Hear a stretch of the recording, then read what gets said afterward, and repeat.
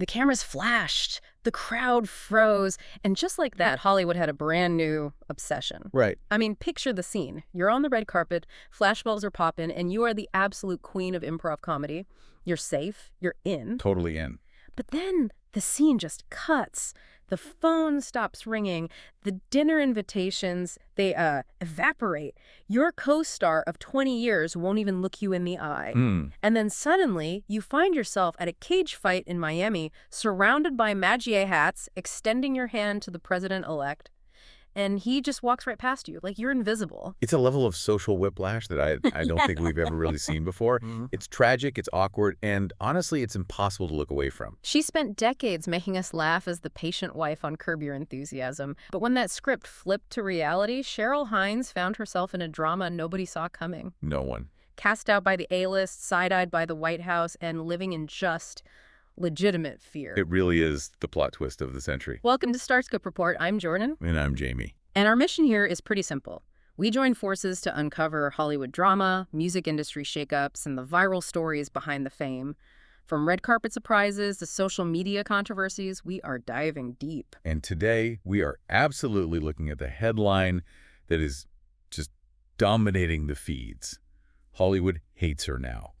We are talking about the spectacular social exile of Cheryl Hines. This is a story about loyalty, tribalism, and what happens when you marry, well, the most controversial man in the room, so let's unpack this. I am so ready. Where do we even start with a fall from grace this steep? We have to start with the context, just how high she was before the fall. You have to remember, for like 2 decades, Cheryl Hines wasn't just another actress. She was a fixture of blue state comedy. Oh, absolutely. She played Cheryl David, the long-suffering wife to Larry David's curmudgeon on Curb Your Enthusiasm. That role is legendary. And it's so ironic because her entire job on that show was to be the patient, grounding force dealing with this difficult, opinionated man. And now people are arguing she's doing the exact same thing in real life with Robert F. Kennedy Jr. You just can't ignore that parallel, can you? It's impossible. No. They got married back in 2014. And back then, RFK Jr. was. He was mostly seen as an environmental lawyer with a famous last name. Right. Sure, he had some controversial views, but it was sort of a quirk. It wasn't a deal breaker for the Hollywood crowd. Not at all. Hollywood tolerates eccentricity. It loves a character. But what it does not tolerate is what they see as political betrayal. Precisely. And the tipping point, according to the timeline we've been piecing together, was the 2024 election cycle, when he suspended his campaign, endorsed Donald Trump, and then joins the administration as the Secretary of Health and Human Services. That's when the Ice Age began. The quirk became a threat. And for a long time, we just heard rumors about her say, oh, she's not at the parties anymore. But now we finally have confirmation from the source herself. We do. Cheryl Hines sat down for this massive 3-hour interview on the Joe Rogan Experience just yesterday, February 10th, and she did not hold back. 3 hours is a long time to talk. Did she actually drop names? Because usually these things are full of, vague comments about fake friends. She didn't read off a list, no, but she was surprisingly explicit about the mechanism of the shunning. She told Rogan the blacklist is real, and she called out the hypocrisy of the industry. She basically said the mindset is, we're inclusive, we like everybody regardless, except her. She's married to this guy, and I don't like that guy. That is scathing. It hits on that classic tension where, tolerance only extends as far as agreement. But here's what gets me. She hasn't actually changed her politics, has she? No, not at all. She made that very clear. She's still a lifelong Democrat. She hasn't suddenly become some Maggie diehard. Yeah. She's just being punished for guilt by association. Which raises this huge question about how we define guilt now. Is standing by your spouse a political act? Or is it just marriage? Well, for her friends, it seems to be too much. And this was the part that really stood out to me from that Rogan transcript. She talked about the physiological reaction her old friends have. Physiological? Yes. She said some of them are so emotional about politics, they physically can't relax around her anymore. Wait, physically? Physically, it's not just an intellectual thing. She described it like their nervous systems just go into fight or flight mode because she's in the room. That feels incredibly modern. Yeah. That political disagreement isn't a debate, it's a biological response. Yeah. But we have to talk about the one specific name that did come up, the one that actually hurts. Larry David. Oof. She confirmed it. Larry David, the man who actually introduced her to RFK Jr. in the first place, No way. has effectively cut all ties. That is so heavy. I mean, think about that creative partnership. They improvised together for 20 years. That takes a level of trust and connection that's so rare in this business to just throw that away. 20 years of friendship gone because of who she's married to. It feels deeply personal. It does. And Rogan and Hines, they talked about this idea of her being radioactive. I mean, Bill Maher has been defending her, calling out the treatment, but he's kind of an outlier. Most of her circle has just vanished. Okay, so she's exiled from the liberal elite. Now, usually in these stories, when someone gets kicked out of one tribe, they're immediately embraced by the other one. The enemy of my enemy is my friend rule. Yeah. Yeah, you'd think so. You'd think the D.C. establishment or the Trump inner circle would be rolling out the red carpet. Exactly. Welcome to the team, Cheryl. Well, not quite. And this is where the story gets really, really complicated. Because the data points we have, they suggest she's stuck in this sort of no man's land. Too Maggie for Hollywood, but too Hollywood for the Maggie base. The worst of both worlds. And that brings us to the mean girls energy coming straight out of Washington. I have a feeling this is going to be awkward. It's painful. But before we get to the one incident that completely broke the internet, let's look at her media tour for her new memoir, Unscripted. She goes on The View. Which, let's be honest, is historically hostile territory for anyone even adjacent to the Trump administration. She had to know she was walking into the lion's den. She did, but she probably thought, being a Democrat would give her some cover. She was wrong. Sunny Hostin went straight for the jugular. Ouch. She didn't ask questions. She basically read an indictment, called RFK Jr. the least qualified HHS secretary in history, accused him of spreading misinformation, chaos. Wow. That is not a softball interview. How did Cheryl handle that? Did she fight back? She didn't fight on the facts, she fought on intent. And this is really key to understanding her whole strategy. She kept pivoting back to this one line. He's not trying to hurt people. She tried to humanize him. She argued that just questioning authority like they did with Fauci on transmission, that shouldn't make you a villain. He's not trying to hurt people. That is a very specific defense. It's almost like she's saying, look, he might be wrong, but he's not evil. It's a character witness defense, not a policy defense. That is a great way to put it.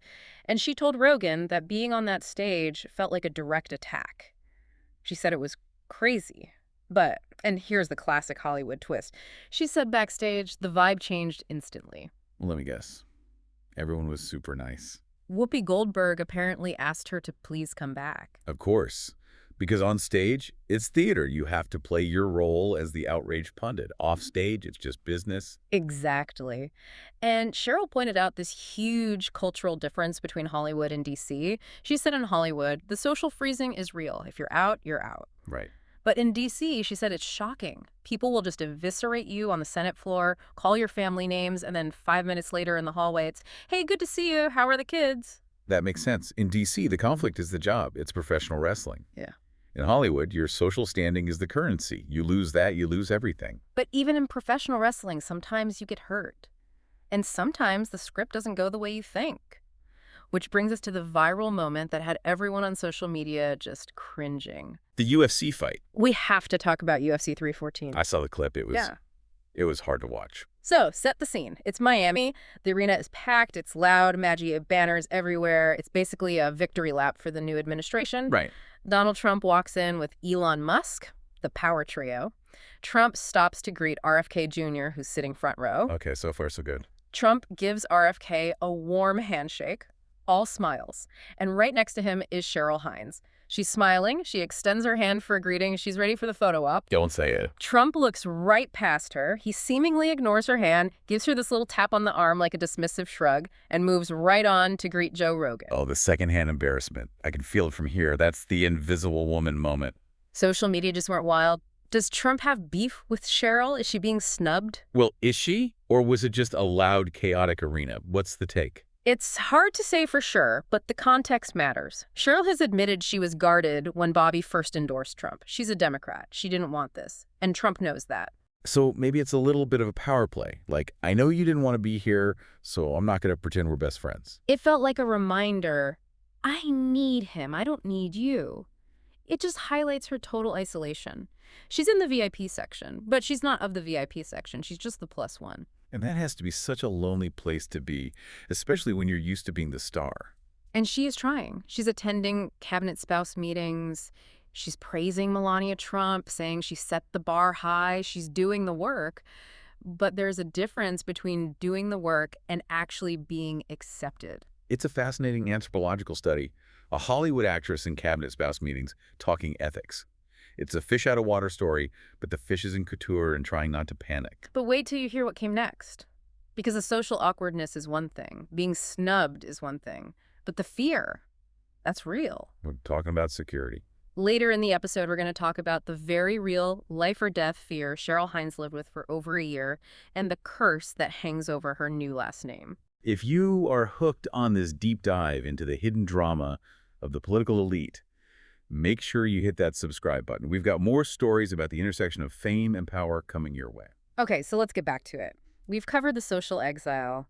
Now let's talk about the fear. Because when you marry into the Kennedy family, you're not just marrying into fame, you're marrying into tragedy. It's the Kennedy curse. It's real. And Cheryl spoke about this, both to CBS Mornings and to Rogan.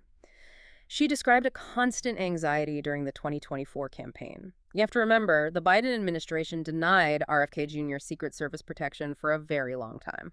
Which is just objectively terrifying. I mean, regardless of your politics, his father and his uncle were both assassinated. The threat level is built into the DNA. It isn't theoretical for that family. Cheryl used the phrase, a feeling of doom. She said she lived every single day thinking he was going to be shot like his father and his uncle. She said, I knew our lives would never be the same. A feeling of doom. Wow. That sticks with you. It really puts the Larry David stuff into perspective, doesn't it? It's one thing to lose a lunch date. It's another to wonder if your husband is coming home alive. And she even suspects Bobby doesn't tell her about all the threats he gets, that he tries to shield her from it. But she knows. So how does she cope with that? How do you go from starring in a comedy to living in a thriller? Humor. It's her armor. She uses it to deflect all the darkness. And this brings us to the worm. The infamous brain worm. Yeah. I was hoping we would get to this. You cannot make this stuff up. The New York Times breaks the story that a parasite had gotten into RFK's brain years ago and died. It's gruesome. It's bizarre. Right. And on The View, Joy Behar actually asked her about it on live TV. What do you even say to that? Well, Cheryl didn't get defensive. She didn't get mad. She just joked. She said, and I quote, "It ate just a little bit of his brain and died, so don't worry." That is a masterclass in deflection. It acknowledges how absurd it is, gets a laugh, and completely shuts down that line of questioning. Right. It's a defense mechanism. She jokes about it, but she also uses that humor to pivot away from the more serious allegations of misinformation.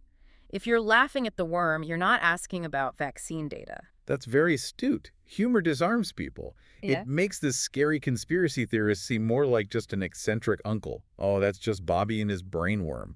But the humor doesn't work on everyone. It certainly isn't working on the Kennedy family. Ah, the family feud. It's bad. I mean, Caroline Kennedy, RFK's cousin, JFK's daughter, came out swinging. She called him a predator and said he's addicted to power. Predator. That is such a loaded word. That's not a political disagreement. That's a character assassination. And Cheryl admitted she was angry and surprised by it. She pointed out that they never even see Caroline. They don't talk. So to have this very public denunciation, it stings. It just reinforces that isolation we talked about. She's lost her Hollywood family, and now her husband's actual family is turning their backs. It's really them against the world. It is. And she's accepted this new reality. She's pivoted. They bought a $4.4 million townhouse in Georgetown. She finds the whisper campaigns and security details fascinating. She's treating it like a role. She's studying her character. She's gone from Curb to House of Cards. Exactly. She's now the spouse of the HHS secretary, defending the Make America Healthy Again agenda, talking about toxins, microplastics. She is fully in that ecosystem now. It is one of the strangest rebrands we have ever seen. Mm-hmm. But you teased something earlier. Mm-hmm. And that's not even the wildest part. Wait until you hear the theory Hines has about why the HHS secretary works out in denim jeans. Ah, yes. The jeans theory. I need to know. Why does the Secretary of Health and Human Services work out in jeans? I've seen the photos. It's disturbing.